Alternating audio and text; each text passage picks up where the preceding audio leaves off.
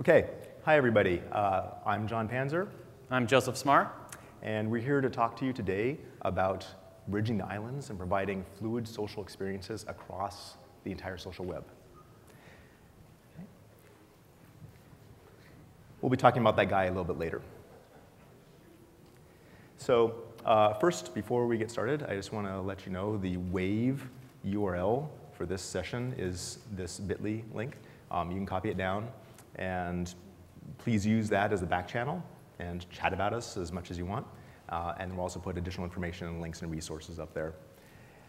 Now, first I want to ask a question. How many people here came to and listened to Chris Messina's talk this morning?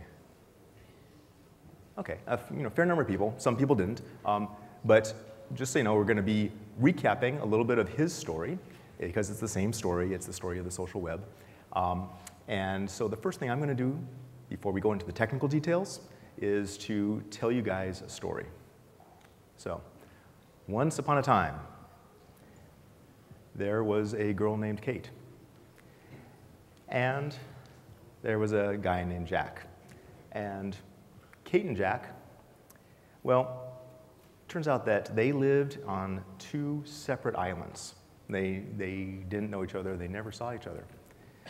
But just by coincidence, one day they both decided to go on vacation. And they ended up on the same island. Now, this was amazing coincidence. They came to the same island, they met, and as fate would have it, they fell in love. So yay. Yay for Kate and Jack. Right? This is a good story, right? Boy meets girl? Okay, good. Now, that's great, but there's a problem. When Kate and Jack left their original home islands, they left their friends and family behind on their old islands. And they wanted to stay in touch, but it's very hard to do that on these islands. As it turns out, it's really hard to visit other islands. When people try, they get stopped. The border guards won't let them. Before they'll let you visit another island, you have to go and fill out forms. Lots of forms. Lots and lots of forms. A different form for every new island. So users are very unhappy about this. Some big islands saw a problem with this, and they got together, and two of them got together, sometimes three of them, and they decided they were going to solve it for their users, and they started letting their islanders visit each other without the forms. They would honor each other's forms.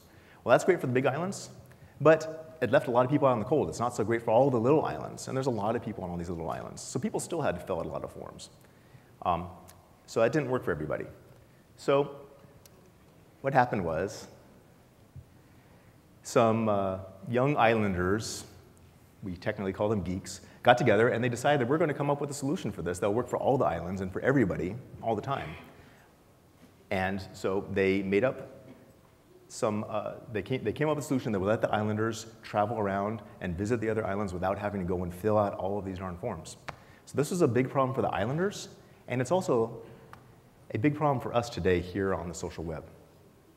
So now I'm going to hand things over to Joseph to talk a bit more about our problems on the social web and perhaps even a few solutions. Thanks, John. Yeah. So, we've got our own sort of immigration problem on the social web today. If you're like me, you still basically have separate accounts, passwords, profiles, etc. on pretty much every website you go to. And sometimes we just sort of take it for granted that this is the way things are, but it actually leads to a lot of problems. Clearly, most obvious, there's friction every time you want to try a new service because you have to fill out yet another form, you have to remember your password, and what happens as a result is the net effect is just there's a lot of people that haven't really filled out their profiles very well, a lot of sparsely populated profiles, a lot of profiles out of date. Personal example, I was at Plaxo until recently, and I joined Google in January, but there's lots of profiles out there that still say I work at Plaxo because it was just too hard to go change each one of them one by one.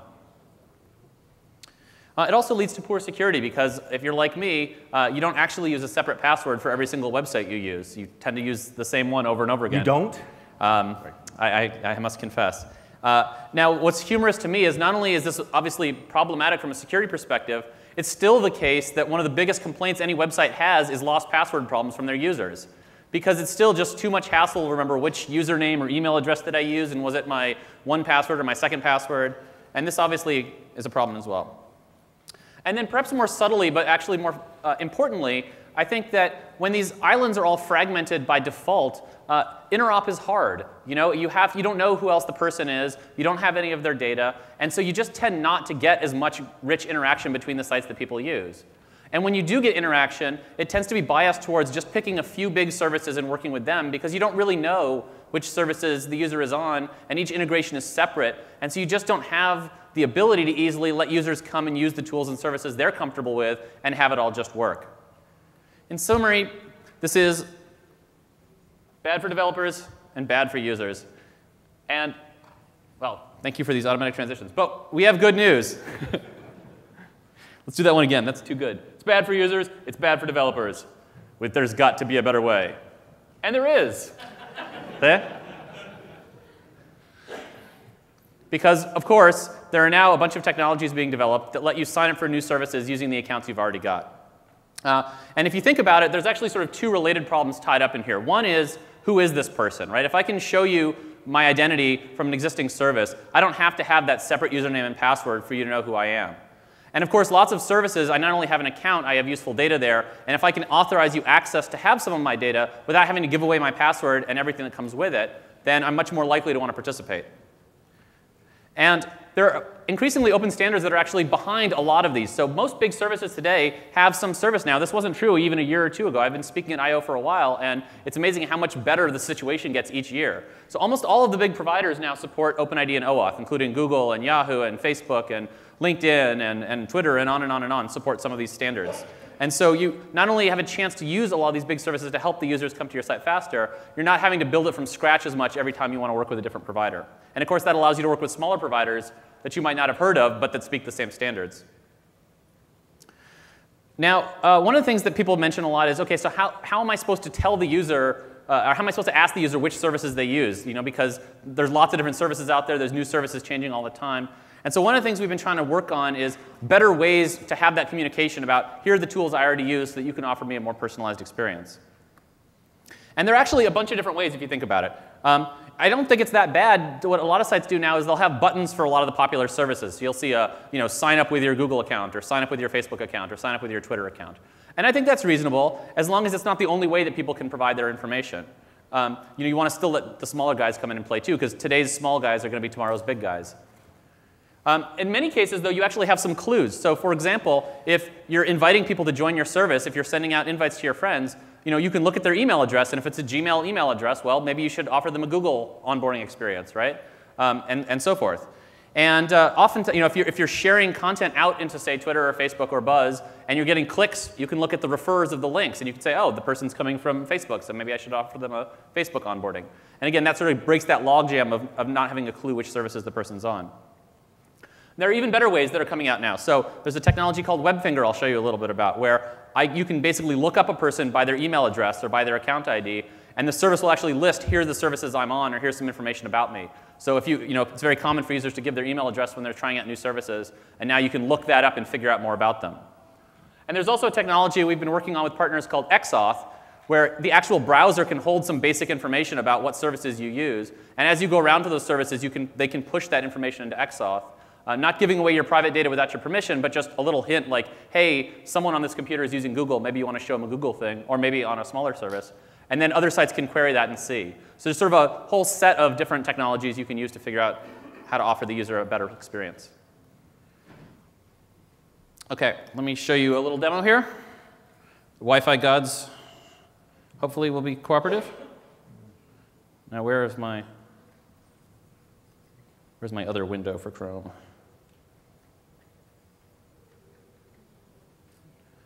Where's my cursor either? OK. This one, right? Oh, is it? Oh, you can see it. OK. There. The magic of mirrored displays. OK, so here's a good example. So my friend Hong here uses Gmail, and I've invited him to join Plaxo. Some of you may have seen this demo before, but it's just that good. When he clicks on this invite link, like he's done a million times, Plaxo recognizes that he came from a Gmail address, and so rather than showing him yet another one of those immigration forms, he says, hey, why not get started quickly using your existing Google account? And so this then is using OpenID and OAuth, and it says, hey, Hong, and of course you'll note he's already logged in because of course he just came from Gmail. It says, is it OK if Plaxo has your email address and access to your address book so that you can get started quickly? And if Hong likes this site, he can try it. And rather than having yet another form, I'm just instantly put into the app, and I already have my information. And crucially, I'm not having to fill out a separate password. So instead, the first thing I see on the site is just, let me answer that friend request. And so I've just removed that friction. And now, even better, it's rather than asking me, oh, which address book do you use? Give me your credentials. Let me scrape it the way that's so often. They're able to just take my address book directly using OAuth. And the next thing I see is, oh, here's some people you already know who are on Plaxo. I can get started with them. So it's just a very seamless experience. And it's better for users because they don't have to start over from scratch every time. And it's better for you as site developers because you're able to very quickly get the users up and running and get a lot more valuable data. Now, I mentioned OAuth, which is a complementary thing where if the user didn't happen to come from Gmail, they still might be able to tell you, hey, I'm on Google. And here's a little demo that Meebo put together where here's a bunch of services, and it's using OAuth to figure out whether I'm signed in or not. And so in this case, I'm going to go sign into Google. And it asks me to sign in. So imagine this is me going to check my Gmail or something. And then when I log in, it sets a little bit in OAuth that says this person used Google. And now when I come back to Meebo, it can see that I'm signed into Google. And what's cool is if I did that on these other sites, Meebo's not having to go check every site one after another. It just asks OAuth, where is the person, and you can see it. And if I can, here, I can actually pull up OAuth.org. Wow, the remote type is surprisingly challenging. So this is just, as a developer, you can go there, you can see that on OAuth, think of it as just sort of a glorified third-party cookie. It's actually using some cool HTML5 features called HTML5 post message and local storage. So none of this is kept up in the cloud. It's just on your browser. I can see that this Google demo was being set as me being active. And of course, as a user, I can go in and change that or even block it or disable OAuth entirely if I'm not comfortable with it. So just a nice little way of helping mash those things up together. All right, let's go back to our story. How are our friends doing on the island? Let's talk a little bit first about, just sort of mechanically speaking, how much you integrate this into your site. So in both cases, what you saw is what we call doing the dance, which is sending the user over to the provider to get authorization and then having them come back with the information. Both OpenID and OAuth work the same way in the sense that they send you over, and when they redirect back to your site, you have some extra information on the URL you can use. And there's a hybrid of OpenID and OAuth, which I showed you, where it works in one step. And there's even a newer version being worked on now called OpenID Connect that builds this on top of OAuth 2.0 and is even simpler for developers. So a lot of great work happening in this space. You just save the information you get back. And in the case of OpenID, it's the identifier of the user. So maybe it's my Google ID. And you can just save that in your database. And you can actually create still a local account. So if you think about the old way that you create user accounts, you can still create a simple account. But rather than having a password for me, you can just link to my Google ID. And the way OpenID works is the only way I can prove to you that I own that Google ID is if I really came from Google. And so once you see that, you can trust that it really is me, and you can log me in. So it's equivalent to a password in that sense. And for OAuth, you can store a token, and then you can use that to make API calls. And so you can access my address book. And what's cool is, since you're not taking passwords, you can actually store the tokens because they're safe, and I can always revoke them if I want to. And so rather than just doing a one-time import for your friends the way most services do, you can actually be periodically checking, because if your service is taking off, a month from now or 3 months from now, a bunch more of my friends are probably going to be using it, and I'm going to want to know about that, and you're going to want to tell me because it's going to make me come back over and over again. And then with OAuth, there's just a very simple little JavaScript. You can go to OAuth.org and find out, and we'll have a list of links at the end of this talk with pointers, and the slides will be online, so you don't have to copy this down now. But there's one little simple JavaScript call that says, if you're a site and you want other people to have your little share button or your little login button, it just says, hey, I'm alive, someone's here. And similarly, you can request and say, which sites are the user using, and use that to personalize your experience. So very simple kind of little things you can drop in and get going. And once the islanders realized that they could do this, they essentially had a passport system for the island. So no more forms on every site. You already had your island identification, and you could just come present it on a new island, and everyone was very happy. Yay. All right. So that brings us to chapter 2, and then I'll hand it back to John for chapter 3. So chapter 2 is about staying connected. Now, Kate, when she was back on her own island, she was just Kate, right? Everybody just knew her. And Jack, when he was back on his island, was just Jack. But when they went to a new island, things got a little bit more complicated. Because now, how did their friends call him or send him a message? They couldn't just call Jack or call Kate. They had to figure out John or Kate at the new island. So they needed some way of still being able to find each other and stay in touch, even when they were all living on these different islands. So our intrepid little web hackers got together and said, gee, what we really need is some sort of a forwarding service where people can move about the islands as they want and still find a way to be contacted when they're on their new island. And of course, while this is a problem for our little islander friends, it's also a problem for us out here on the social web. Because if you think about it, we need forwarding addresses for the social web as well. The fact that we have these separate IDs and usernames and friends lists on every website means that when I come to a website, it's pretty hard for me to figure out which of my friends are already there. Maybe they have a lookup by email address, but increasingly I know people by things other than email address, right? I might know you on Twitter or on Facebook or on any other service. And conversely, as a user, it's a little bit hard for me to figure out how much control I have over who can find me and by what, right? So sometimes you go to a new website and you're surprised, how did this person find me there? Because the fact that this is not really well systematized means that it's sort of too hard when you want to find people, and it's too hard when you don't want to be found.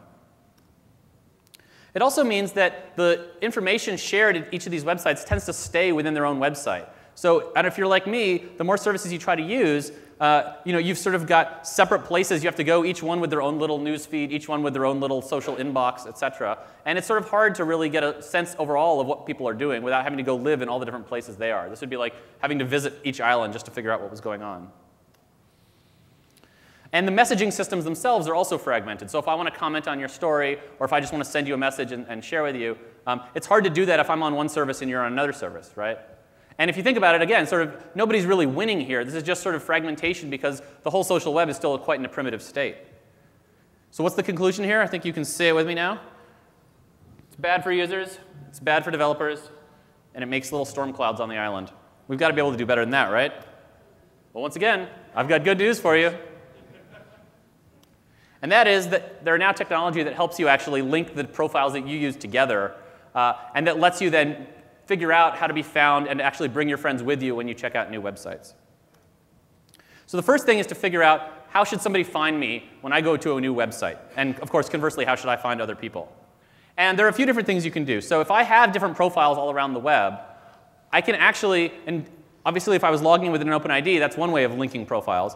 But I can also just put little links on my existing profiles to the other sites that I use.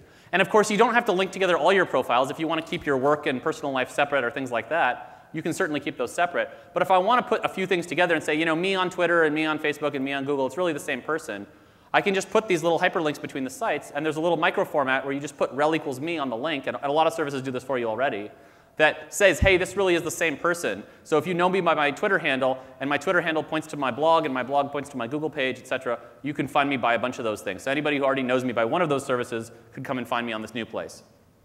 Google has something called the Social Graph API, where we've basically taken all of that data and pre-processed it and serve it up by a quick API. So you don't actually even have to do that crawling yourself. You can just put in any URL and get back the other me URLs downstream and use that to help you find people. The other thing you can do is use Webfinger again, which advertises a set of services based on an email address. So if you just know somebody by the email address and you want to find out more about them, Webfinger provides another way to be able to do that. And then, of course, most services now have contact APIs that let you pull out the friends you've already made on an existing service and use those to find friends on a new service. Because you don't necessarily want to have the same exact friends everywhere you go, but you'd at least like to know when somebody you've already got a relationship with also uses the tool you do, so you can decide if you want to interact with them there as well. Like I said before, one of the most exciting things going on is that more and more of the mainstream services are supporting these standards, are supporting these capabilities, and increasingly doing so based on open standards. The rel equals me thing I mentioned is called microformat. Portable contacts is a standard for accessing people data, and Open Social also has standard people data information. And of course, protecting this are standards like OAuth, since oftentimes your friends list is not public information. Now, people often say, what if I want to keep separate profiles and friends? And I mentioned this before. I guess what I wanted to say here first before I jump into the demo, that the notion you should just keep in your mind is on each site, you're represented by a list of identifiers. This might be an email address, but it might be a Twitter ID or a Facebook ID or a URL to any other web page or a cell phone, anything that sort of uniquely identifies you. I'm apparently running on reserve battery power now. Do you have a cable, John, you can plug in? Or is there a power cable here? That would be I would cut this slide deck a little bit short, wouldn't it? Mm-hmm. Suspended so you can address the situation. No, I actually want to keep talking. Thank you, Mac. All right. Pause while I feed the beast.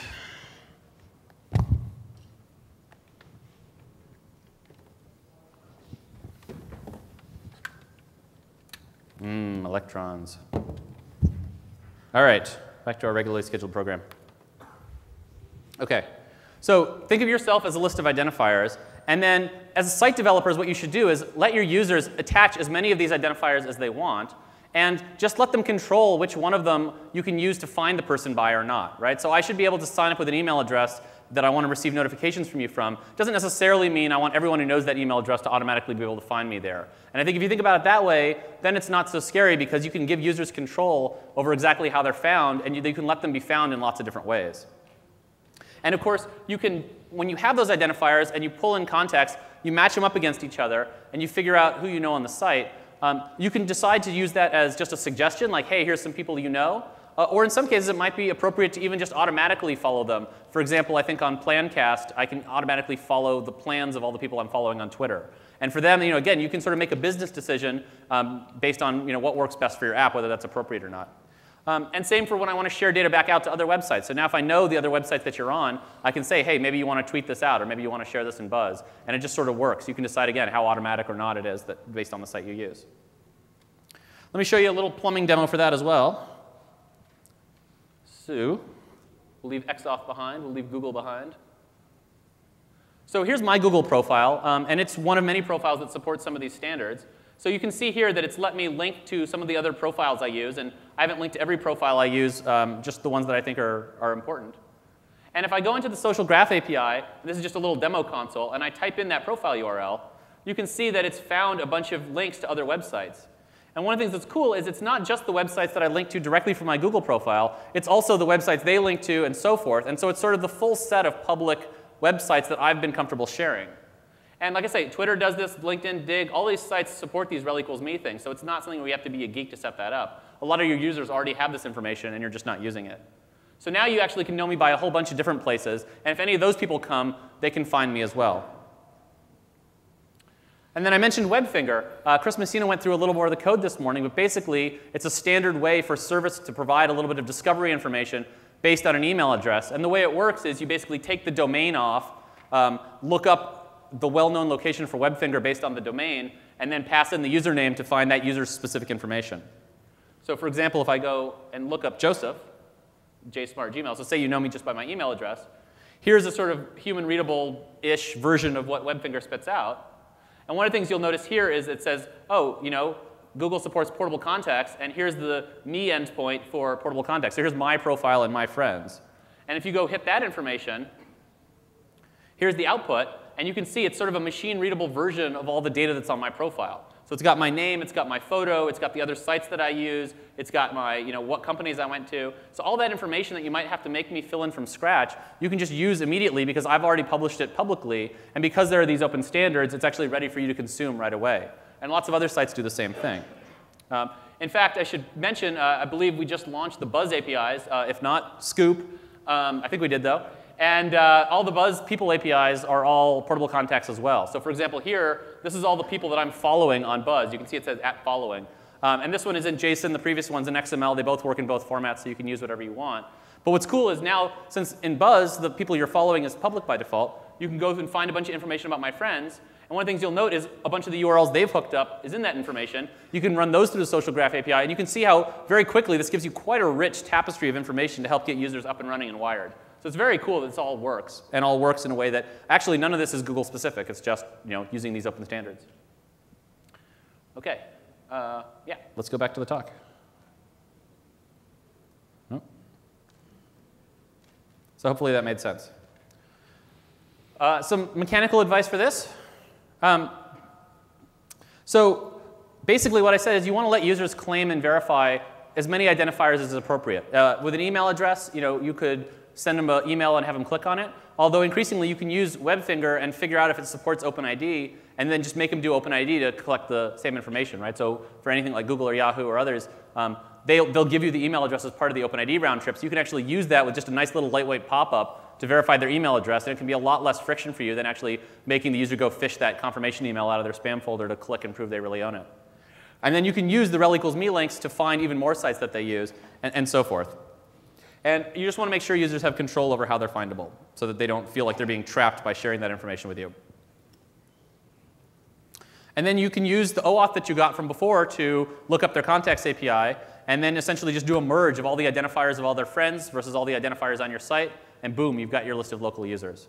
And you can keep doing this, as I said, on an ongoing basis. So as you make new friends, both on your site and other sites, you can constantly have that information stay up to date. And so back in our island world, once the islanders figured out how to do this, life was good because they could each live on their own islands, and they still know how to find each other and get in touch when they wanted. And there was much rejoicing. So what could we do to further help the islanders? Well, I'm going to hand it over back to my colleague, Dr. Panzer. I'll give you one little quick hint. It involves some magic salmon. And we will be throwing salmon out later. All right, let's go find some more friends on Plaxo first. Awesome.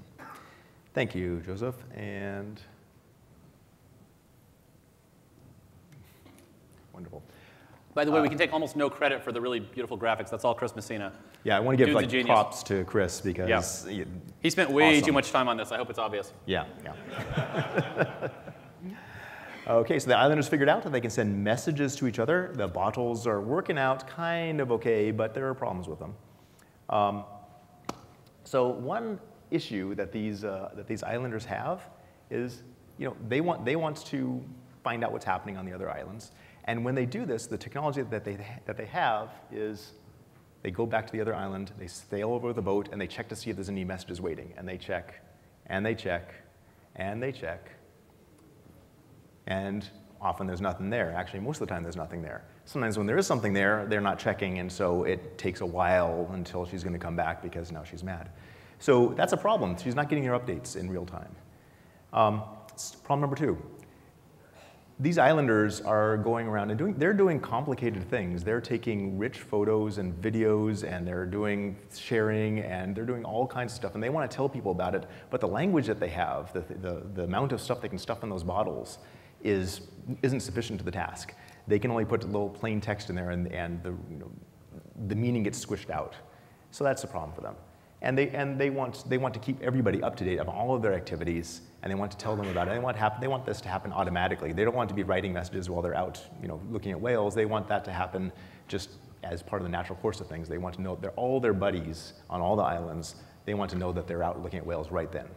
So they have this rich content, and they want to get it to the right place. So this is a problem. The island geeks have a solution. So they came up with a series of technologies that solve these problems one by one. Now, this was a problem on the islands, and it's also a problem here on our social web. So what problems do we have? Okay, problem number 1.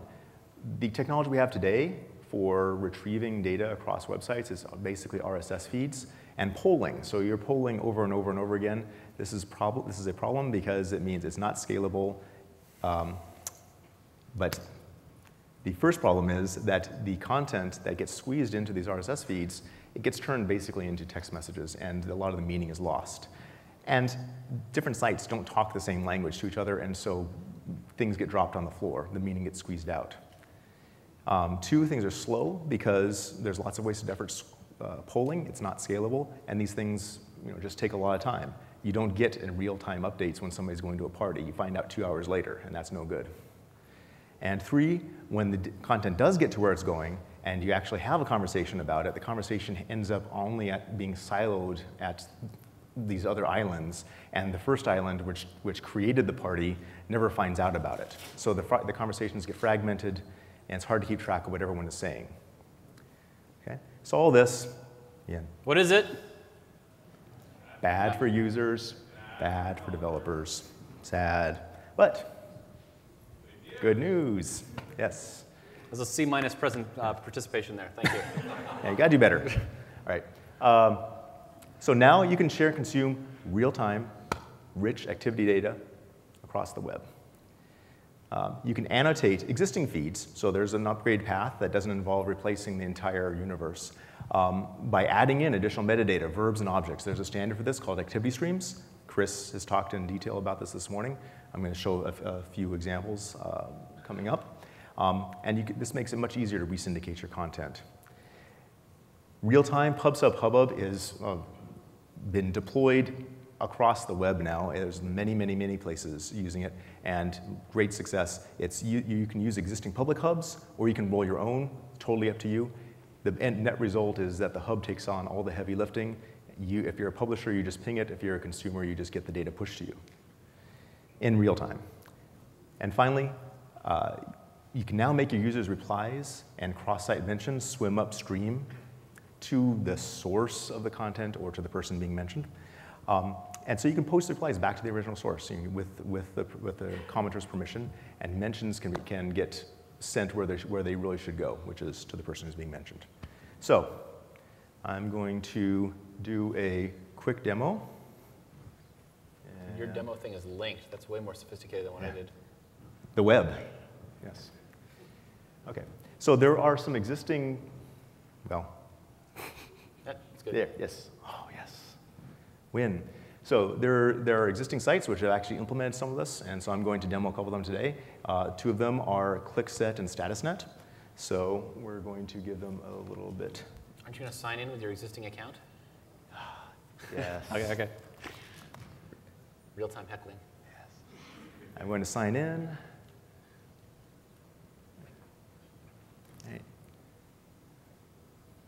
OK, great.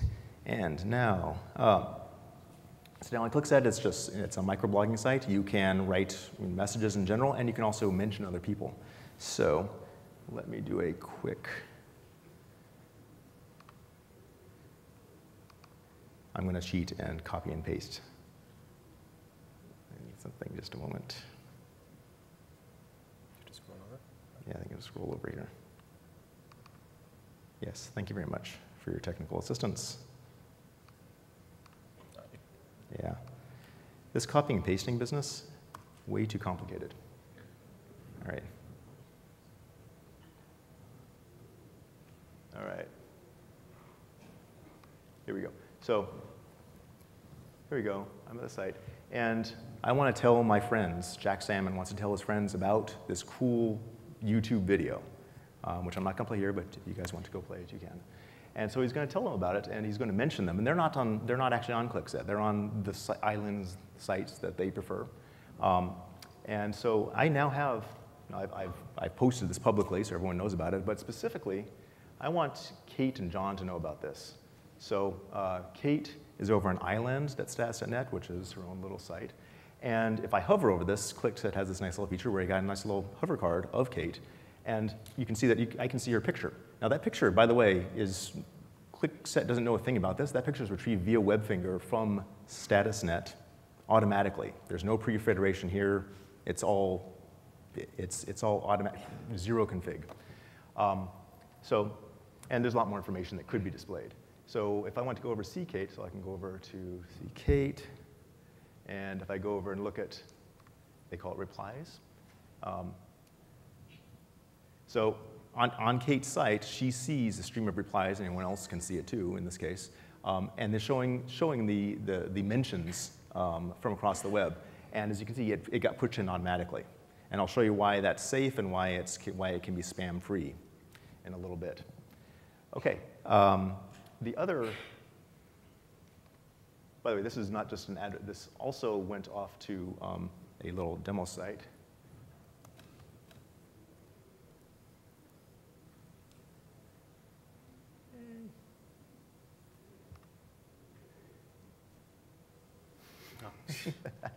So this is our problem with identity. We have too many identities going on here. Sign in as a domain. That's all right. I'll just blow your identity away. Right. That's fine.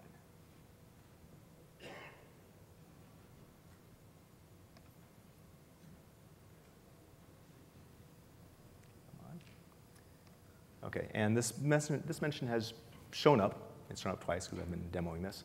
It's now shown up in my mentions over here as well. So it's two places. We now have 3 places that are interoperating and exchanging these mentions automatically, which is great. Now, I'm going to go back and explain how this works and how you might build this. Okay. So, a lot of this is going to be very familiar. So, number 1, implement Webfinger. So you publish a well-known host meta file on your website to point to per-user XRDs. Then with each per-user XRD, you put up those links that Joseph was showing us. And this lets you bootstrap all these different protocols.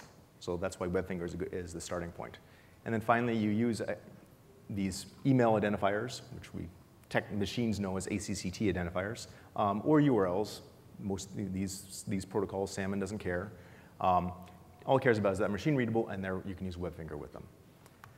Okay, so the next thing that I'm going to show you is a little bit more of how this works under the hood with Webfinger. I'm just going to show the links. Let me link it there. So how did I find Kate? This is the same tool that we saw before. Kate at island.status.net. And there's a whole bunch of metadata about Kate that you can get. That's public.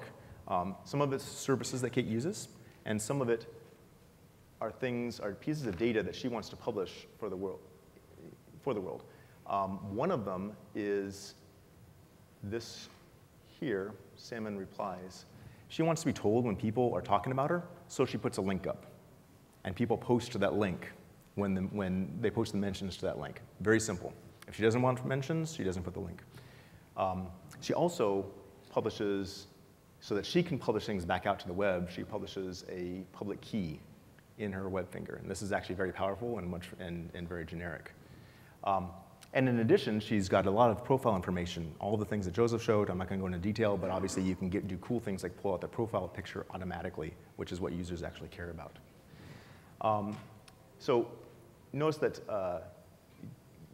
the other thing that I'm going to show like a very quick down here. You don't have to have all the same information. The nice thing about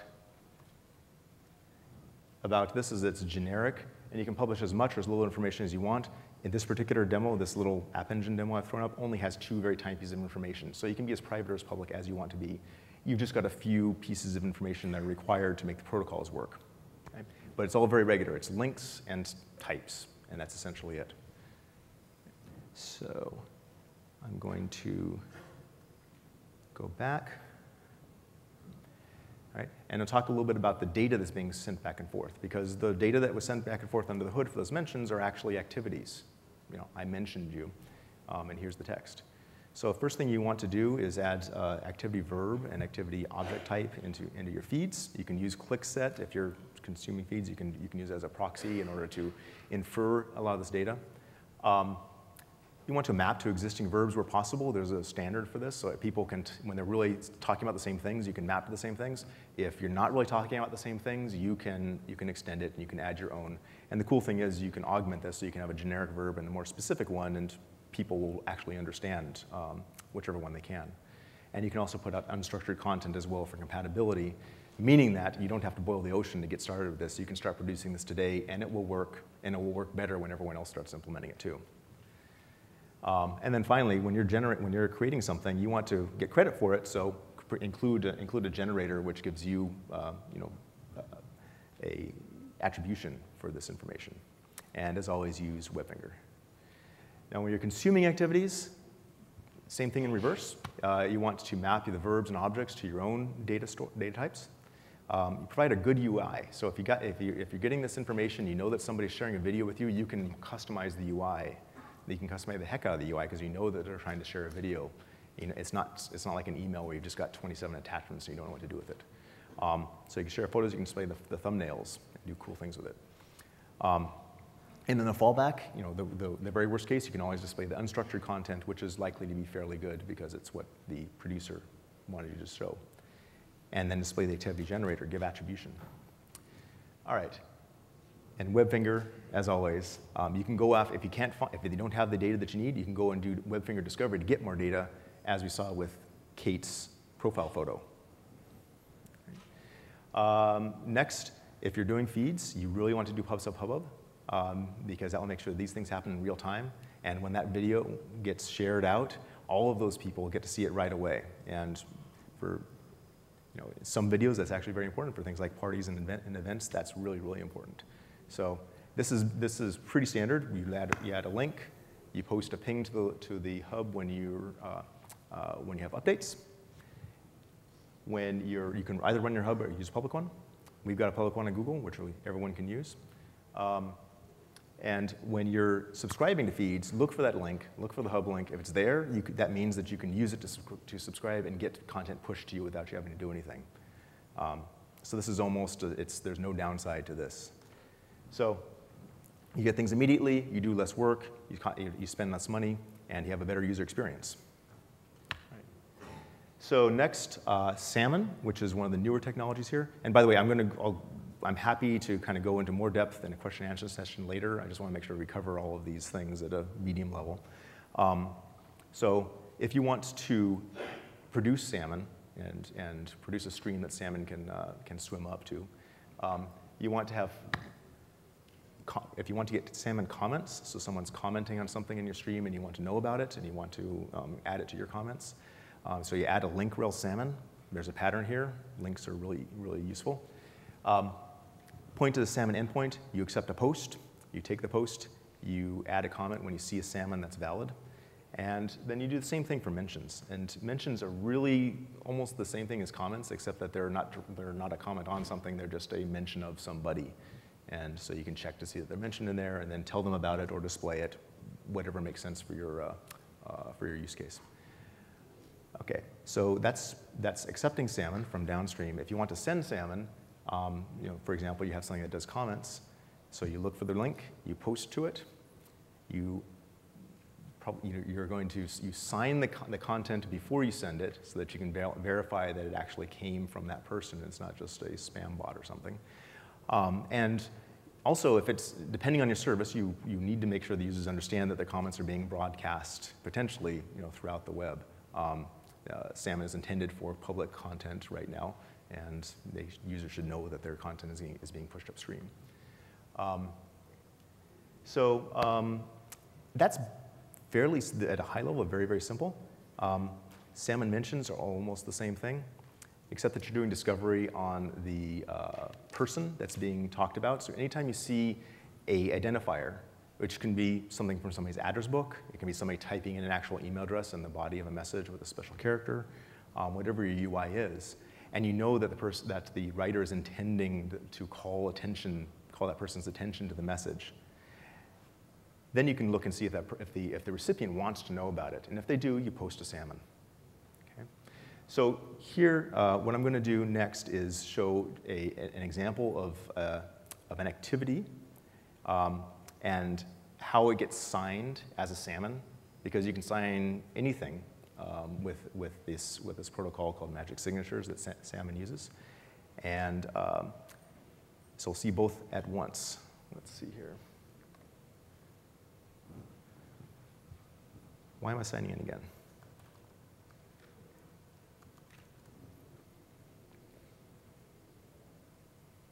OK, great. So I just want to show very quickly here. This is an example of a generic Atom entry, which is perfectly valid Salmon. It's not accepting it as a valid Salmon right now because the author is bogus. The author is your user ID here, which does not match the person I'm logged in as. So this application is not letting me sign it. If I actually go through and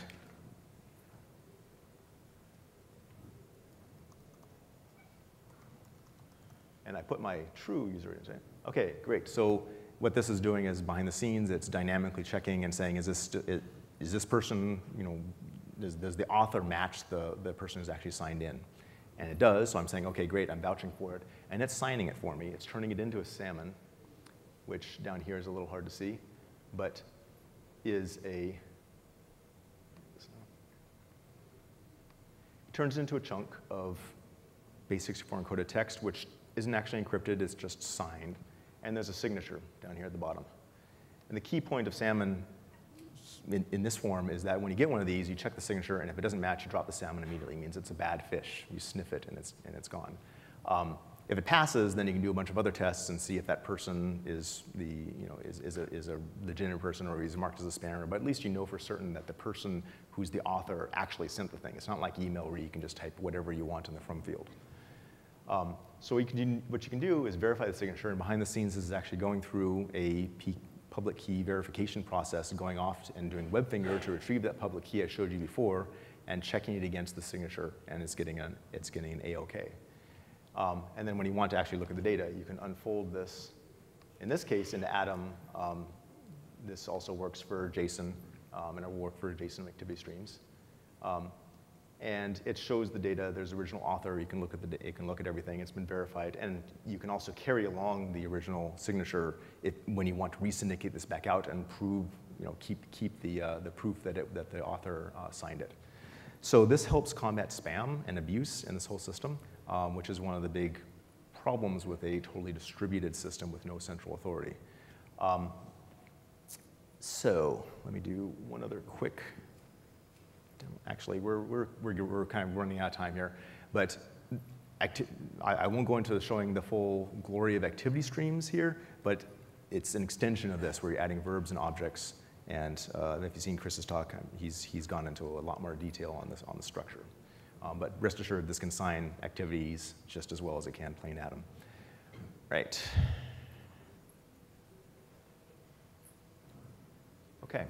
So now the islanders, back to our island story, they've solved their problems. They've got a series of tubes that are pubbing and subbing.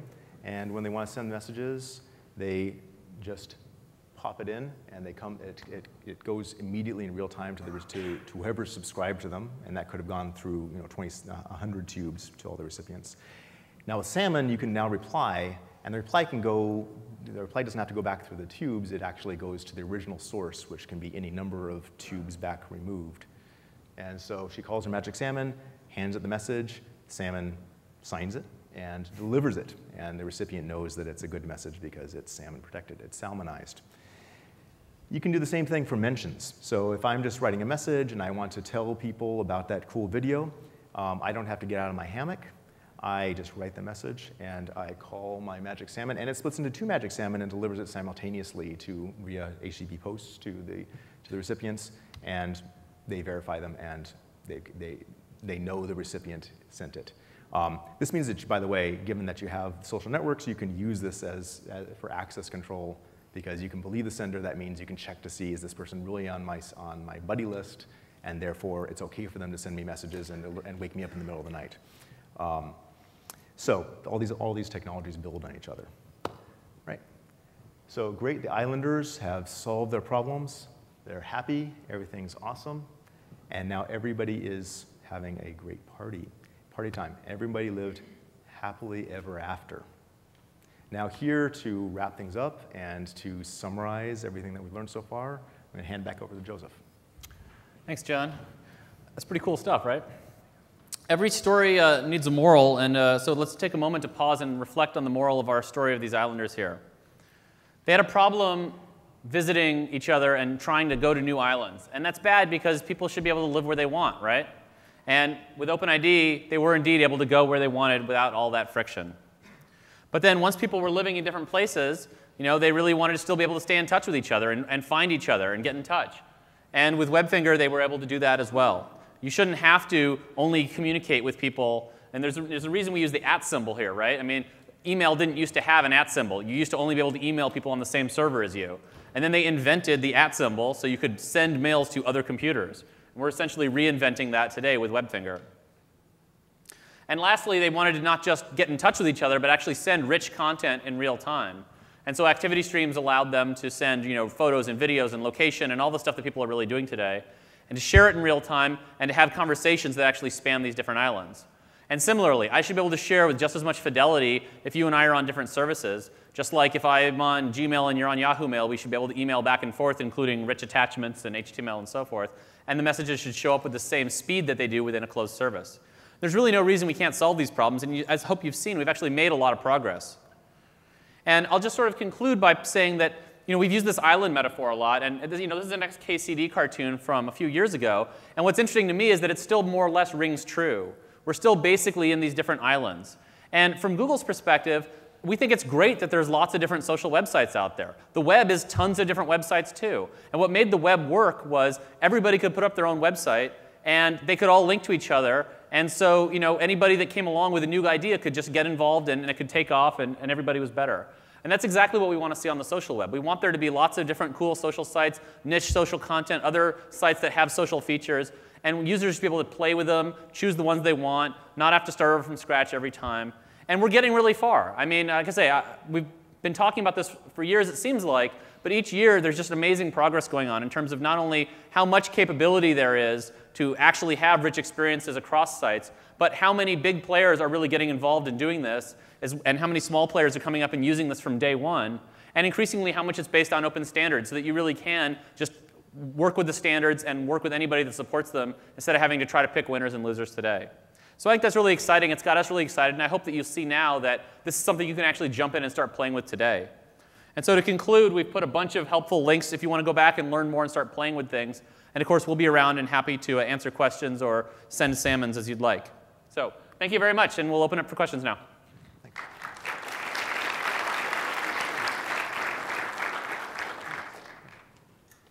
So please come to the mic if you've got a question. I think there might also be some questions on Google Wave, so feel free to shout those out in between. Go ahead.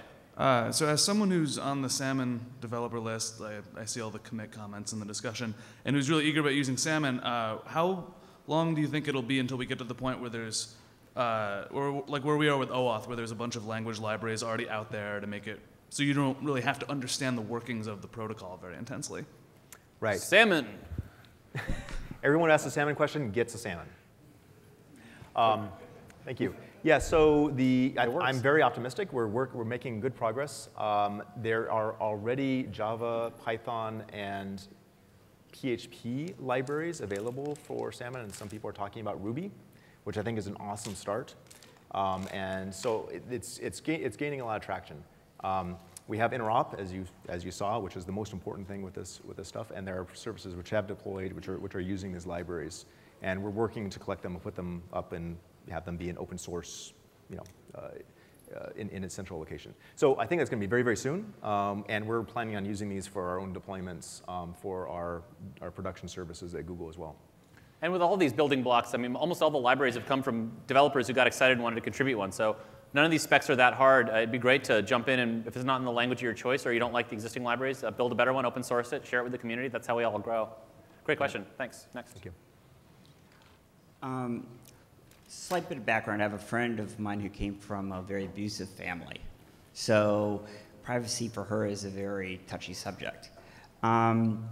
Similarly, there's a lot of applications that want to ask for like access to the contacts. So, they'd say, can I have access to the Google contacts? And I didn't hear anything in the protocol that allowed me as a user, and also me as an app developer too, because I would like to ask for a number of things, and then if the user goes over to Google to authenticate themselves, for Google to be able to, as part of the protocol specification with that, they would be able to unselect options. For example, say that Amplify, my product, can access the contacts, but only these 25 contacts, and only this once. And I would like to be able to support that as, as a way to reduce the friction. Because if I ask for more than what they're comfortable for, they just go away, as opposed to just giving it a generated experience. So, but I haven't heard anything about that said that would allow Google to enforce it, because obviously I, as the developer, can kind of bandage it myself, but I'm not to be trusted because I have an incentive to lie. Well, very good question. Here, you get a salmon, even though it wasn't a salmon question. You're not going to bring a bunch of salmon to stage and not throw them, am I right? If anybody else wants one, just put your hand up. So yes, very good question. So this actually, you can do what you're talking about. It's not something that is, the policy isn't really baked into the specs, but the specs allow for it. So when you are making an OAuth request, you basically are passing in the scopes that you want that token to be for. And there's nothing that says how fine or coarsely grained the scopes can be. So it's up to services that allow you to specify that level of granularity in the scopes. But different services can take different ideas. So for example, I know Microsoft services tend to have a lot more of that fine grain. Is it just for an hour? Is it for the full time? Is it just one folder? Is it all folders? And then the OAuth token they give back, it just encodes what scopes are granted in that token. And then when you use that token, you just can't fetch anything that's not in those scopes. And so at that point, it really becomes a choice of the provider. And there is a trade-off. If you make the consent UI too complicated, you often have greater drop-off just from user confusion. But as you say, if you make it too rigid and the user's not happy with the offer, then they can drop off that way too. So there's kind of some fine-tuning that can go on. And that's really an opportunity for services to compete and differentiate each other based on that level of customizability versus kind of a quick thing that you can get up and running with. But the specs actually support all of that very flexibly. And I think your use cases are really good ones that people are going to have to figure out how to do more in general. I think all these things need to get more refined over time. But it didn't sound like, it sounds like it's up to each individual OAuth provider then. Right, in terms of exactly how fine a grained scope they are and what they return. Okay. And one could imagine if a bunch of sites want to offer similar types of primitives, you could imagine those getting standardized too. There's nothing that prevents that. It's just still early days for a lot of that. Yep. Now I know there was a wave, so if anybody has their computer open and there are questions in there that you think are worth asking, please ask on their behalf as well. Or come up to the mic. Hi. Hello. So in relation to that question, I may have missed it, but I didn't hear where Google lets their users use Google Gmail as a login without giving away their contacts. Is that something Google does? Yes. Yes, so you have to ask for each individual piece that you want. And so you can just log in and say, I'm going to be anonymous, or I'll just give you my name but not my address book, or I'll just give you my calendar. It's fully customizable. I didn't see that on in that demo, I just did it. I did everything to kind of just make the point. But yes, okay. You have complete control over what you give out. Okay. Yep, good question. Other questions? She ran away before she got a salmon. They're getting smarter. Yeah. You want? I thought you were out. Never. No. Any more questions? Any moderator questions? You now know everything about distributed social networking? What do you do when a salmon endpoint is down temporarily? Good. What do you do when a salmon endpoint is down? Wait, good question. Where do I throw it? Hey, Rohit. So if the question is where the salmon that you want to post it to, if that one's down temporarily? Yeah. So you can queue, right? Same answer as you had for other services, or you can tell the user, sorry, we can't deliver we couldn't deliver your salmon, and it didn't work. So that's the quality of service on the client. If things like the Webfinger protocol, the Webfinger endpoints aren't available, then you have to make some decisions about what to do next. You may not be able to access the user. Maybe they don't exist. You can't really tell. So a lot of this information is cacheable, though. So the host meta, the Webfinger, all that stuff, you can set the cache headers on that stuff for whatever meets your needs. And so you can write out a lot of sort of service disruptions that way. All right, we got time for maybe one more question. One more salmon. Did you guys catch that the endpoint was salmon slap, by the way? I think that's awesome. Go ahead. Hi. Have you thought something about groups? I want to publish a salmon to a group of people. Mm-hmm. So the question is, you want to publish a salmon to a group? Yeah. Or share with a group across Or share with a networks. group, Yeah. right. So, I don't think that anyone has gone into a great deal of detail on this, but a little bit of thinking is that, yeah, groups are first-class citizens on the web in a way, and they should be able to have Webfinger IDs, which is perfectly reasonable, and then when you mention them or you share to them or send to them, you can do group-like things with them. The difference is from an email address is that all you can do with an email address is just shove things to it. With a group, you can discover things about it. Like, for example, how do I join the group without spamming people? This also works with portable contacts. So if I give you my contacts, I can say what groups they're a part of in the portable contacts data. So maybe my family or my friends or my business. And then when you prove who you are, we can check and actually see, are you in the family group? So you can set policies that say, only let people share this with me if they're in the family, or only share it out to people who I tagged as family on a different network, things like that. So it's actually pretty good to compose. Salmon for you. Yes, sir. Another question is, for a use case for salmon, one thing that you mentioned is basically collecting all the comments that you make on the web, trying to keeping like ownership of that repository of comments that you make. Yeah. Could you explain how you would go about doing that? Okay, sure. So this has been talked about a little bit. No, it hasn't been fully spec'd out, but the idea is that you have the same sort of endpoint as you do for mentions. So instead of somebody mentioning you, you're having activity on the web, and it gets posted back to you at whatever endpoint you've published in your Webfinger information. And it's signed, so it's spam resistant. And that way, it doesn't matter what site you're on, you can get a carbon copy of all your activities, and you can store it. You can just store it on your hard drive if you want to, and which is actually kind of cool and useful, because then you have searchability and history of what you're doing. You could think of the author of the comment as sort of automatically mentioning themselves, right? And actually, if you log in with your OpenID and your endpoint is discoverable, that can just work automatically. So I've logged in with my OpenID, you know who I am, you know my public key, and every time I comment, you can post back to that. So that's actually a very powerful combination. So it really depends on the service that you use, them doing that for you.